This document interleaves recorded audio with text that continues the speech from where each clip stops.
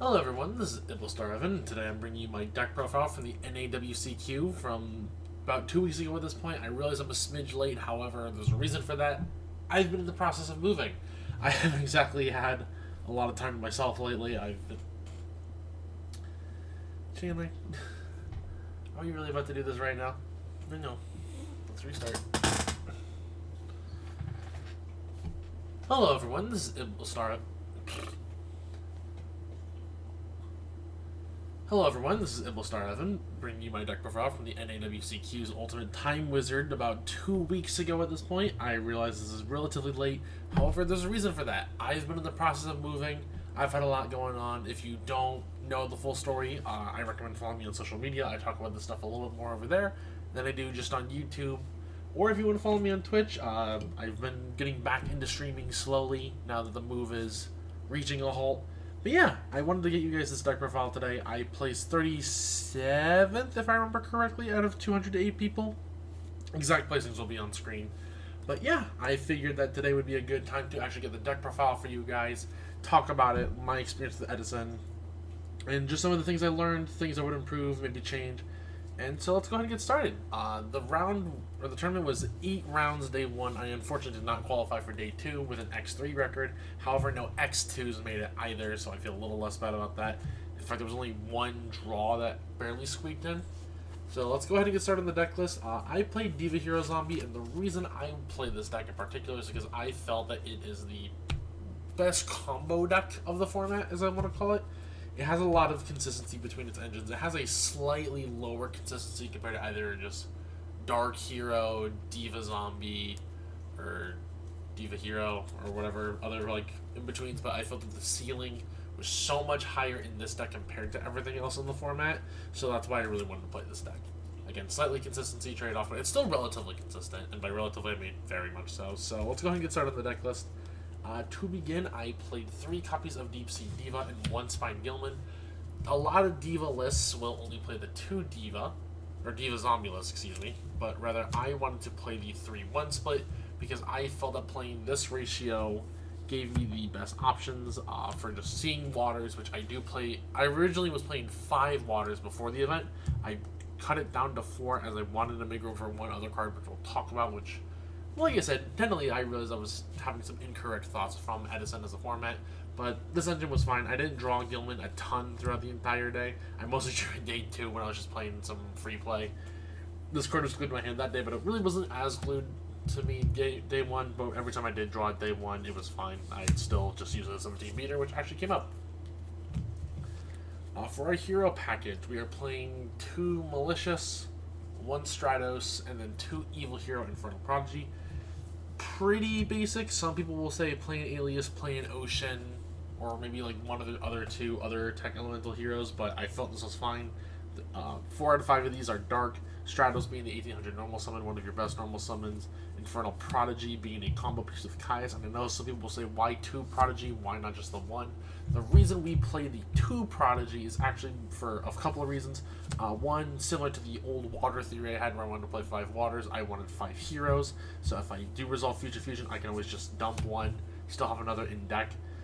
It is an easy side out pattern card, so I always side out 1 going into games 2 and 3. I don't need the subsequent copies, but also it is just like a fine card. It extends with Diva and it helps get Caius live, which sometimes you do need just like a way to get a body on board, because if this deck's normal summon gets interrupted, like a fair amount of decks in Edison, it does kind of struggle in that regard. For our zombie package, we play 1 Zombie Master, 1 Mizuki, only 1 Pyramid Turtle. I will talk about this in a little bit. 2 Goblin Zombie, 1 Spirit Reaper, and then 1 Plague Spreader Zombie. So this is the entire zombie package. It's a little bit leaner of a zombie package. I say a little bit leaner as I'm not playing as many Pyramid Turtle, which is kind of where I would say my incorrect assumptions were about the format. So I had a lot of thoughts just playing in Edison for the time I had prior to this event that I was not super in love with floaters just as a monster type in this deck, or in this game in general. I thought that floaters were a little bit weak, a little slow, very easy to play around between cards such as Raiko and Caius, since everyone seems to love those 5 to 6 cards. However, playing in the actual event, I realized that was an incorrect assessment, especially since I did up the floater count to 2. Spoilers, I play a second floater in the rest of the monsters you'll be seeing a little bit later. But I felt that the Pyramid Turtle was really good. There are some matchups where you started out, I don't like it against Blackwing, and I played against a moderate amount of Blackwing. I don't like it against Gladiator Beast, which Glads were my primary testing partner for this event, even though I realize that's not a good deck. It still skewed a lot of my understanding for the format. So for that reason, I was only on one turtle. I would consider a second. However, the other floater in the Mystic Tomato, which I'll talk about in a little bit, was also really good because it was a dark, and it got a few other cards that Pyramid Turtle doesn't grab. So for that reason, I felt that the Pyramid Turtle was fine, but overall, this zombie lineup was very good. Goblin Zombie was very great. I love Zombie Master. Zombie Master is probably one of my favorite normal summons. I had a few games where I would just normal Zombie Master, swing for 18, do nothing else with it. My opponent was just staring at me like, are you going to pitch anything? And I was like, nah, I'm just going to hit with the 1800. 1800 is surprisingly big in this format. So for that reason, like, these two were very good. The rest of the zombie lineup was very good. I'd say Spirit Reaper underperformed a little bit, but it was still fine against stuff like Vayu if it didn't get deck devved. So for that reason, I thought the zombie lineup was really good. I don't think it would change anything. Again, maybe a second Pyramid Turtle, but for that reason, I felt it was fine. And then for the other good stuff monsters, as I like to call the rest of this, 1 Dark Arm Dragon, 1 Gorz the Emissary of Darkness, 2 copies of Caius the Shadow Monarch. I know a lot of people like 3 in this format. I feel like unless I'm playing Frogs, I wouldn't want to play 3 Caius. 1 Mystic Tomato, 1 Blackwing Gale the Whirlwind, 1 Sangan, and then my tech of Snowman Eaters. So this is the original 5th water I was playing. I was playing 2 Snowman Eater and not playing the Mystic Tomato. But Tomato helping keep a body on board, getting access to Sangan was really good. Caius is honestly, I do agree it's one of the best monsters of the format. I don't think it's the best monster, but probably the best main deck monster, I would say. That or Reiko. I'm not 100% sure which side of the equation I take on that, but I think both are very good. Snowman Eater also just being, like, again, an extra water. It's a good dump target for Feature Fusion if you have to. It's a really good bait where if your opponent's like, hey, I am playing Glads, which while Glads are not the best deck of the format, people are on Glads to at least some extent, and then this just stops them. It's again a good Feature Fusion target. So it does do a lot. It's also a 1900, which is hard for a lot of decks to out with that defense. And then Sangan and Gale, I feel, are pretty self-explanatory. Some people don't play Gale. I feel like Gale going second is just really strong. And Edison is kind of a format where you have to build for both going first and going second, unless you really want to play the blind go second, but I don't feel like that's correct. Also, I will say my crazy side pattern was ending on Dark Arm like every game, but I'll talk about that when I actually get to side patterns. So that does it for the monsters. It's a relatively high monster count, but because we're playing 3 different engines of monsters between the Diva stuff, the hero monsters, and the zombie package, plus some of the generically good stuff, we don't have as much room for good spells and traps, but we do make it work, and we don't really need a whole lot. There's really not a lot of spells I would additionally consider playing, so for the spells, I play 1 Allure of Darkness, 1 Brain Control, 1 Future Fusion, 1 Heavy Storm, 1 Mystical Space Typhoon, and then 2 copies of Miracle Fusion. This is about all you need. I would consider a Foolish Burial. I know some people also really like Mind Control in this deck. I don't love it. I don't feel like there's like a lot of good targets like 2 Mind Control to Miracle Fusion with. I don't feel like you have enough tuners to justify the Mind Control. And obviously just Mind Control take something past feels really weak to me. I don't like to play cards that take unless I'm either keeping it or I get some way to remove it from the field. Like Mind Controlling a Chaos Sorcerer, I feel like is a good example of like because it removes itself. I feel like that doesn't come up enough, and I know like Chaos Sorcerer is limited, so I didn't feel like it was necessary. But overall, the spell lineup I felt was fine. Future Fusion was pretty glued to my hand, so I won a fair amount of my games just by seeing the Future Fusion, and I honestly like the spell lineup. I think it's pretty good. There's not a whole lot to say. I feel like the spells are relatively self-explanatory. I know people might question why no Foolish. I don't feel like you have enough good targets to necessarily dump, as the only cards you immediately want to be dumping are the Plague Spreader, the Mizuki, and the Malicious. And sometimes, like, maybe you need a Foolish, like a random monster for a Miracle Fusion, but outside that, I don't feel like it's worth it enough, but it is a card I would consider. Equally, you can consider, like, Dark Wrath or Armageddon Knight, but yeah, I don't feel like the monster's that great. For the traps, it's 1 Mirror Force, 1 Charge Tribute, one Solemn Judgment, one Trap Dust Shoot, one Call of the Hunted, one Return for the Different Dimension, and then my favorite trap of the weekend was 3 Phoenix Wing Wind Blast. I did set up one a moderate amount, but I didn't feel like I really ever regretted playing the 3. Even if I like C2, pitch 1 for 1, it was fine. You have a lot of discards that are good if you see them. Like, I don't mind searching Malicious, it means I can dump it off a Wing Blast. I sometimes even wanted a Raigeki break somewhere in here. But again, it's very hard when the deck's at 40 and this deck has to keep itself relatively slim because there are obviously cards you don't want to see, but there are cards you absolutely need to see to get started on the deck. I feel like the only questionable one to main deck is the Dust Shoot. I think this card is so strong. Like, even though I talked a little bit earlier about like how, hey, you want to be building for both going first and going second, having Dust Shoot is just such a powerful card. I feel like it's worth main decking it and then side decking it if you are, or siding it out if you are going second in games 2 or 3. But I feel that Dust Shoot is just such a strong card. I don't regret it. I feel that the trap lineup is relatively understandable. We aren't really playing cards like Jar of Greed or Legacy of Yatagarasu. I don't feel like we need a lot of baits, as I feel like the traps and spells that we are playing are just good enough. I really didn't want to cut anything from the main deck. If anything, there were cards I kind of wanted to add. Sorry about that. My camera managed to turn itself off for a moment there, but yeah, I feel like the trap lineup is relatively strong. I don't feel like you need bait traps like Jar of Greed or Legacy of Yato or Reckless Greed. I felt that it was fine. Again, the list is 40 in total. I felt that it was a very fine list, and then we'll talk about some of the other stuff, or the matchups in a little bit. For the extra, we'll kind of breeze through this because I feel like this is a relatively basic Edison extra. Of course, our obligatory Gorz token. 2 copies of Absolute Zero. I feel this is the card I feel is the strongest monster in the entire format. I think Absolute Zero is honestly crazy. It is just a minimum 2,500. It is a walking time bomb. The opponent cannot remove. There's no real way, in terms of practicality, to remove this and not trigger the effect, unless you're Glads and you have the War Chariot. But to be fair, if you have the War Chariot and made the Gyzaris, then you have the War Chariot and you made the Gyzaris or the Herd. And then for the others, Armory Arm. This is probably the card that came with the least. However, I originally was playing Chimera Attack, and earlier Edison events such as like YCS Indy, I kept missing the Armory Arm. You make this primarily by going Infernal Prodigy and then Diva.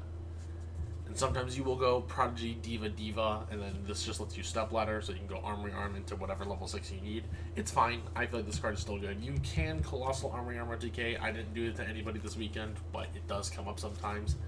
One ally of Justice Cataster.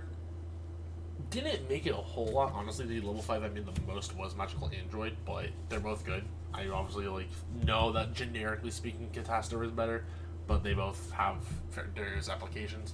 Then the Brionax, Dragon of the Ice Barrier, Deepest level 6. Also, it's a water, which is great. There was actually a game state where I did make this, having to use zombie combo into it, my opponent judgmented it, and then I Miracle Fuse it into an Absolute Zero by using it as a fusion material.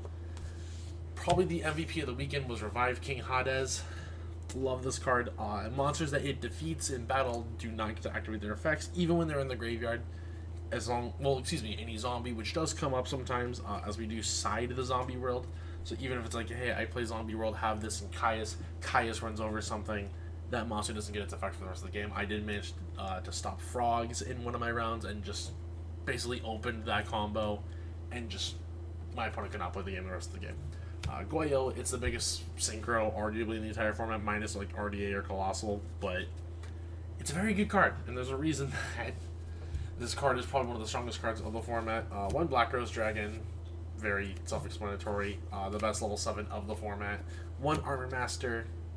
You can make it because of the combination of Gale plus level 4. I did not make it at all this weekend, so actually it was the least used card in my entire extra deck, but it's still very good. And then our 8 package of one Stardust Dragon, one Dark End Dragon, Thought Ruler Archfiend, probably my favorite card of the extra, unironically. I made this card so much. One Colossal Fighter, and then one Mistworm. And then that is the entire extra deck. Again, you could play a Chimera Attack in here somewhere, either the Mistworm or the Armory Iron. Neither of those... Mistworm almost came up a couple times, I shouldn't say that. But Mistworm was pretty decent.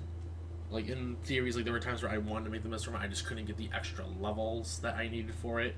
I was like stuck on like 5, but I couldn't get the 4 stars I needed, which arguably maybe that's where the mind control comes in. And then the armory arm again also didn't come up a whole lot. But realistically, if I was to highlight the extra deck MVPs, it definitely goes to the Absolute Zero. I feel like this is one of the best cards of the format. Magical Android came up a lot, at least during this event. These two I made a good bit. I had people make Goyo against me, but I never made Goyo myself. I didn't really need it a whole lot. And then otherwise, it was just these two. I'm actually not the biggest fan of... I like Stardust in this format, do not get me wrong. I'm not going to say Stardust is a bad card, but I feel like unless they establish a super wide board, generally speaking, if it's like 1 or 2 guys, I feel Thought Ruler is better, because there aren't cards like Dark Hole in the format. You don't really have Lightning Vortex as popular of a card in the format. It sees some play, but it's not as popular. I feel like cards like Compulse, D-Prison are very popular, and then Torrential somewhat, but that's not as popular, and Mirror Force obviously being one of the most popular trap cards. Sure, that is where Stardust is better, but Thought Ruler's 2700 and just gaining you life plus its targeting negation is very strong. So for that reason, I felt these were the best cards of my extra of the weekend. And then onto the sideboard real fast. For my side, it's relatively standard, but, well, basic I should say. I shouldn't say standard. I don't know how standard side stuff is in Edison, but 2 DD Crow. The second Snowman Eater, I did move this into the sideboard. I, again, wanted the Axis of the Fifth Water. This card did come in a lot, admittedly, and it's a card I would arguably like to main deck again, but it doesn't do anything innately on its own. 2 Cyber Dragon, and then the Chimeric Fortress. I actually never sided this, and I sided the Cyber Dragons in a lot, and arguably, whenever you side Cyber Dragons, then you should side the Chimeric, just in case you randomly get to steal something, but honestly, part of it was just time, and me being lazy. I never lost because of it. I didn't miss the card, but I obviously know there was some Machina in the event, but I just never saw any. And then a Lightning Vortex, a Giant Trunade, and a Zombie World. I arguably would consider Cold Wave as well. I don't feel like you necessarily need your spells and sometimes to go off, but it's nice when it does happen.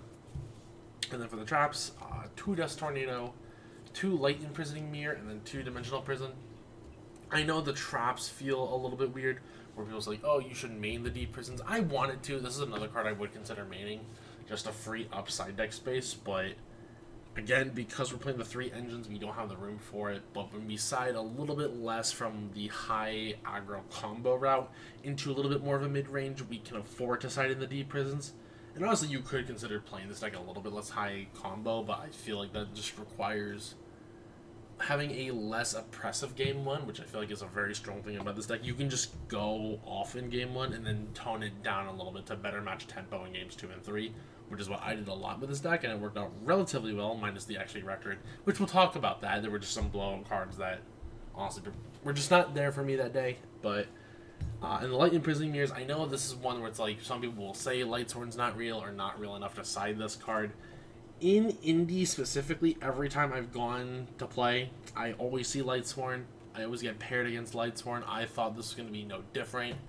Obviously it was. I didn't see any Lightsworn. But it was the only side deck card that I didn't use, and I don't know what I would have replaced it with. And to be fair, I also heard there were some fairies, so it still doubles up into fairies if you do happen to see that deck. And then Dust Tornado was phenomenal. I love Dust Tornado all day. So going into the side patterns, I guess, for a little bit, just so you kind of know what my thought process was. I sided similarly for every matchup. I usually sided about 9 cards. I'll talk about the guarantees and then the maybe sides. Give me just 1 second to go through some of these cards real quick. And then, yeah, okay. So, my usual side pattern... Oh, wait, excuse me, I missed 1 card. I forgot it was not in the usual spot. There we go, okay. So, 1, 2, 3... So, usually, I know this looks a little weird, but I would side out somewhat depending like this, and then these other 4 cards depending. So, my usual pattern was to side out Dark Armed Allure, 1 Phoenix Wing, Tomato and Pyramid Turtle, and to some extent, Spirit Reaper were cards that I would side out depending on the matchup. Like, Against Vayu, I like these three cards, so I usually tend to keep them in. Prodigy almost always like came out. And then I would side out these traps depending. I know this is crazy to side out Call of Honda in return, but I never really needed or wanted these in games 2 and 3 because, again, we're not going as high aggro. I would sometimes keep them in just depending on the matchup, but it was a variable factor. Dash Shoot, I also always sided out if I was going second. And sometimes I would even just sided out game 3 if I was going first, just to avoid the risk factor. And Solemn, I feel, is not as good if you were not going first, but if I was going first, I felt it was stronger than Dust Shoot in that sense. So that was usually my side outs. But it usually was like a side out pattern of 9s, so usually one of these two pairs or the Dust Shoot and like the return. I would sometimes just keep the Call and the Judgment, but usually this is about what I looked for. Or if it was, I felt that these 3 cards were good, then it looked like something comparable to this. But again, you had a few cards that you almost always considered siding out. Everything else, I felt that I more or less just kept in. Even against Frogs, as I have been learning that Frogs are playing not a high trap count, but something of a trap count. So I really never felt like I needed to vary from this exact range. And then to side in, D Prisons were really good. The Dust Tornadoes almost always came in. And then I felt these 5 were also really good. And then just depend on the matchup for these 3. But again, that was variable. This, I didn't side in against Vayu. This, I sided in against Vayu. And then I didn't feel like this was strong enough against Vayu, but good enough against Blackwing. So, but again, I only ever do this against my Frog matchup. So that does it for the deck profile, at least. So let's go ahead and talk about the matchups real quick while I go ahead and get you guys something to look at. So round 1, I played against Vayu Turbo, of course, best deck of the format, as I'm pretty sure a lot of people are more or less unanimously agreeing upon that. The matchup was a pretty close one, yeah, looking back at it. I did manage to squeak the win in as it was a 2-1 game. Basically, I just maintained relative control in game 1. It was down to the wire in game 2, and then game 3 was just kind of a blowout. I did, I believe, lose the dice roll. Hold on, I can double check that real fast. This is the one sheet of paper. Forgive me. I have my matchups in front of me. But I did not write the dice on this one in specific. Yeah, I lost the dice roll on this round 1 volume matchup. Round 2, I put against Dragons. This one was a little rough. I lost the dice roll. I went 1-2 in this. Kawaki Maridrago just controlled me the entire game. But I feel that my big misplay was in game 3. Where I ended the board on Absolute Zero. He had Blizzard Dragon just constantly negating my Absolute Zero, so I couldn't even attack or attempt to control the board with it. So I made the very aggressive play of Tribute setting Malicious by tributing the Absolute Zero, nuking his board, hoping he couldn't kill me the following turn. Sorry about that, chat.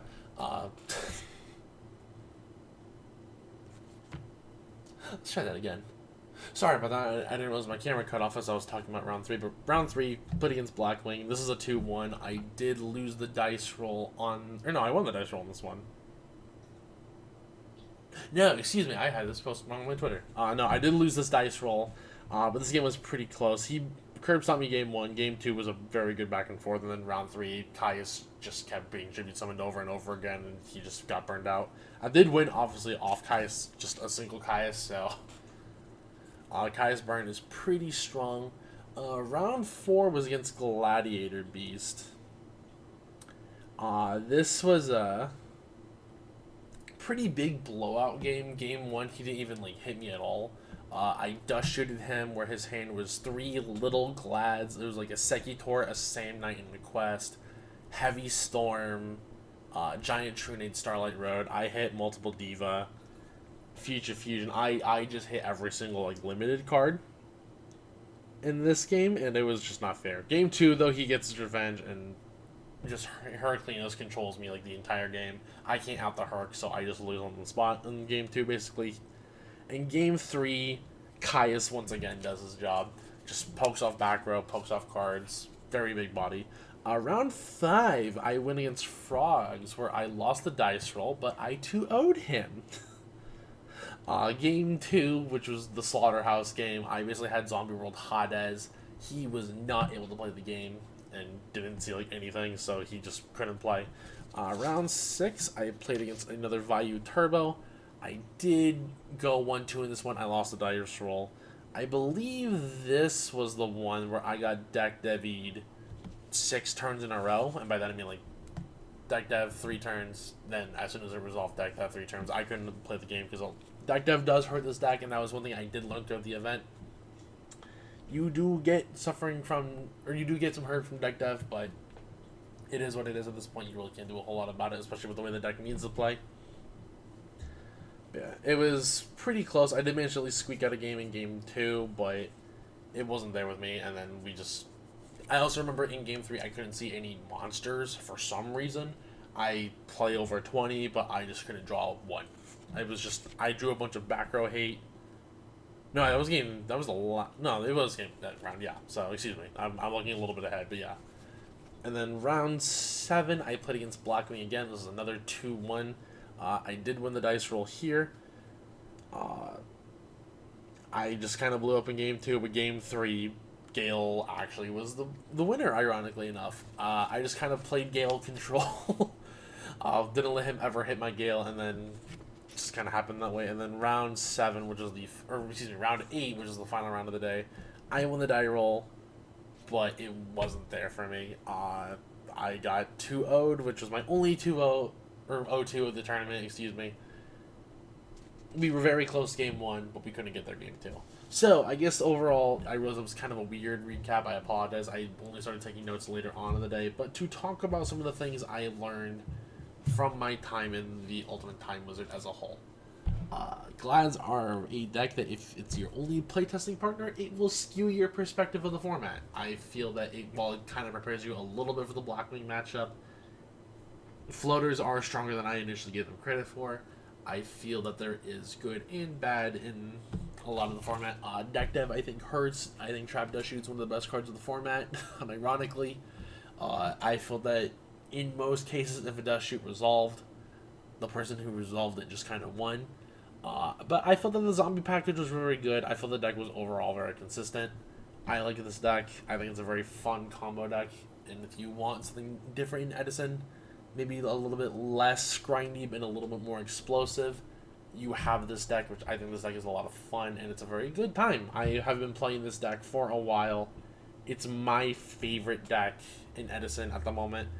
As someone who played a lot of plant variants during this time, I didn't really play Quick Draw Plant, but I played the Neo Spatian Junk and Debris deck, and that was my favorite deck when I played in real time in this format. Just because, for the record, that was when I started coming back into the game. But yeah, that was the deck overall. I feel that Edison's fun. I hope that Konami realizes that axing Time Wizard in favor of Time Travel is a mistake. There were, again, very relatively solid turnout. You have the RBETs, which get good turnouts. People want to play the format as it was. Obviously, there are some problems with the format. I'm not going to say it's perfect. I am personally more of a Tengu playing format person myself, but this was a great time. I had a wonderful time at the NAWCQ. I got to meet various content creators. Nim Nim, Ruggles, MBT, Jesse Cotton, Triff. It was a great time. It was a much needed vacation for me. And yeah, I think that more or less does it.